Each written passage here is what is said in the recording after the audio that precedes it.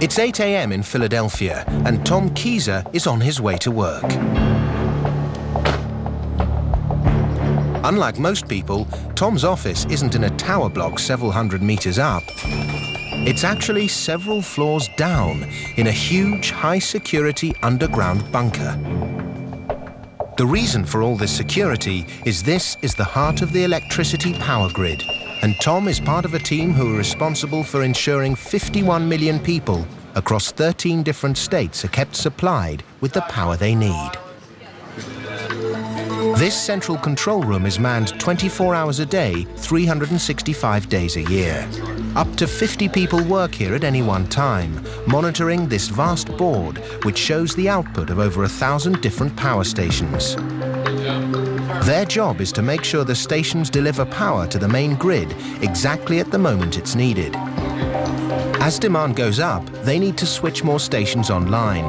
As it goes down, they have to take stations offline. Too much or too little power, and the entire electricity supply system will fail, and 51 million people will be without power. It's a difficult balancing act when things go as expected. But barely 10 minutes after Tom has arrived, he's faced with a sudden problem. Can you get that? Major unit just tripped offline out in the western part of the system. We didn't get a phone call yet for the reason why it tripped. With a major power station no longer supplying its share of power to the grid, there's now a shortage of electricity. It's up to Tom and his team to act fast to find a way to make up for the shortfall. But this isn't the only problem. 500 kilometers away, a tropical storm is blowing in from the south, and before it hits, there's a major stretch of cables in need of urgent repairs. These high-voltage lines are kept apart by a series of spacers which prevent them from touching and causing a short circuit.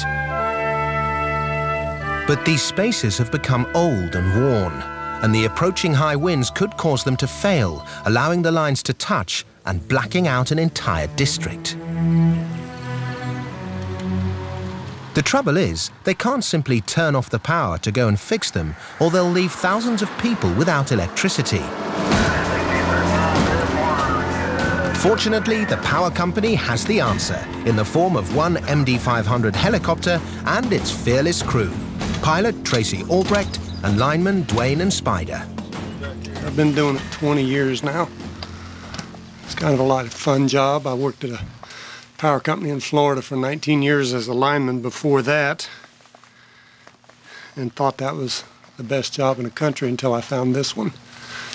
Every day, Spider risks his life by clambering onto live power cables, carrying enough electricity to instantly turn him into a smoking lump of toast. All that protects him from meeting a shocking end is his skill and a very special set of overalls.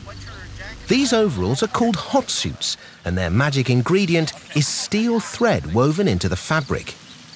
In theory, the steel thread in the suit will conduct the electricity more efficiently than Spider's body. So when he touches the cables, the power will flow around him and not through him. The dangers in this is not having it electrically connected. You'll see I put on my hot socks to begin with, which has the steel thread through those. And those I will go ahead and bond to my pants, and that's enough to have that flow of electricity flowing over top of you and not sitting there and eating you up with static electricity. Spider knows that if he gets anything wrong at this stage, he'll wind up doing more than just blowing his socks off. Pilot Tracy also dons a hot suit because when they make contact with the line, the helicopter and everything in it will be energized by the same 500,000 volt charge. Hear it. Even with all their precautions, there's no getting away from the risks of the job. Just a week ago, a crewman was killed in a crash a few hundred kilometers away.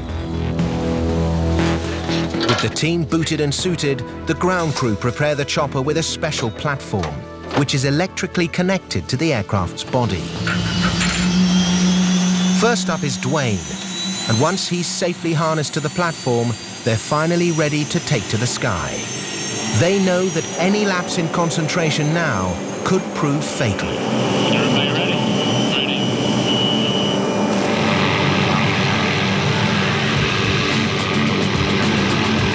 It's up to Tracy to maneuver the chopper as close as he can. It's a perilous procedure. A sudden gust of wind could easily push them into the cables with catastrophic consequences. As they draw closer, Dwayne must use a special metal wand called a hot stick to electrically bond himself and the aircraft to the lines. If he gets this wrong, the power could arc across and simply knock them out of the sky. Suddenly, the sparks really start to fly.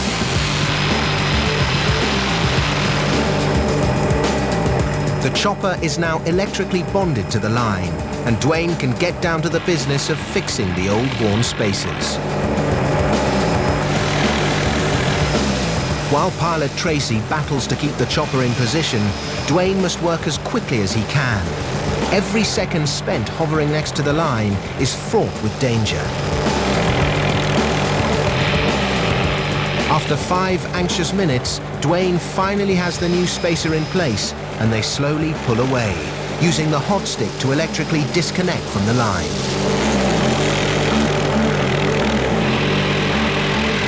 As the chopper lands, Dwayne discharges any remaining static to Earth. But they're not done just yet. That was the simple bit. It's now Spider's turn. Somehow, they now have to fit dampers to the lines in the form of small weights. These will stop the lines swinging in high winds. The trouble is, they need to be fitted right next to the pylons, meaning Spider will have to climb off the chopper and crawl along the lines. As Spider prepares to disembark, Tracy must keep the chopper in precisely the right position, while somehow simultaneously monitor exactly what he's doing. When you're working on an energized line, that pilot needs to know everything that you're doing and what you're going to do. And you need to know what that pilot's reactions are going to be. It's up to Tracy to hold the machine perfectly still. But hovering in one spot is the hardest part of flying a helicopter, and he must do it just inches from the live wires. Meanwhile, it's down to Spider to earn his nickname and take a walk on the wild side.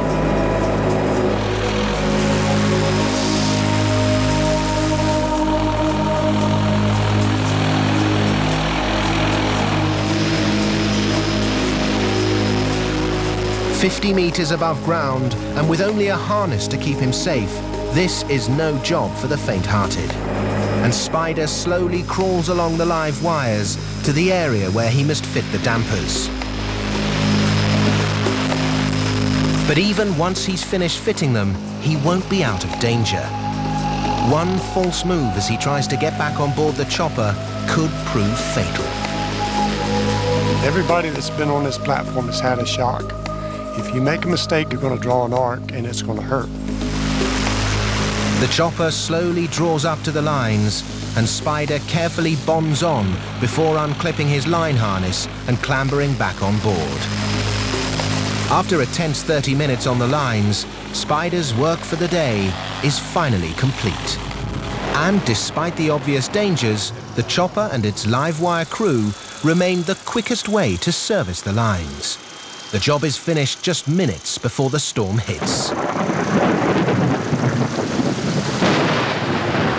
But whilst the spacers and dampers protect the power lines from high winds, nothing can stop the huge pylons acting like lightning rods, and a single strike has the potential to cause a massive power surge.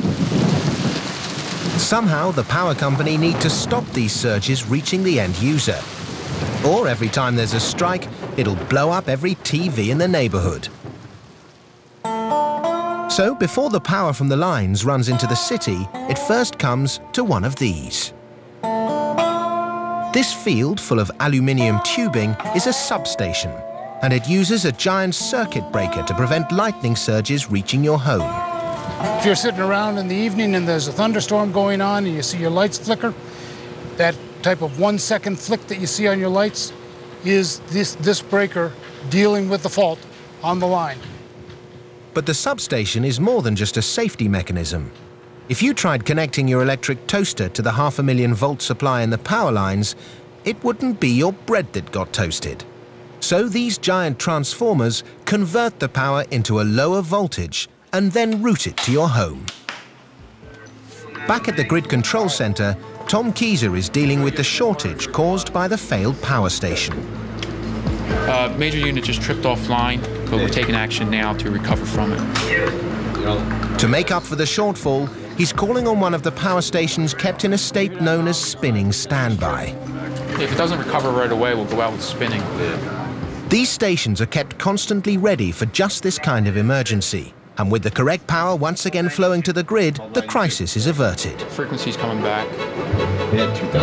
So Tom breathes a sigh of relief knowing he won't have 13 million people calling him up to complain about their power supply. Meanwhile, 300 kilometers away in Philadelphia, Joe Bloggs can fix a cup of tea and a slice of toast and settle down to watch How Do They Do It on the TV, oblivious to the epic work taking place behind the scenes to bring this essential, invisible power to our homes 24 hours a day, 365 days a year.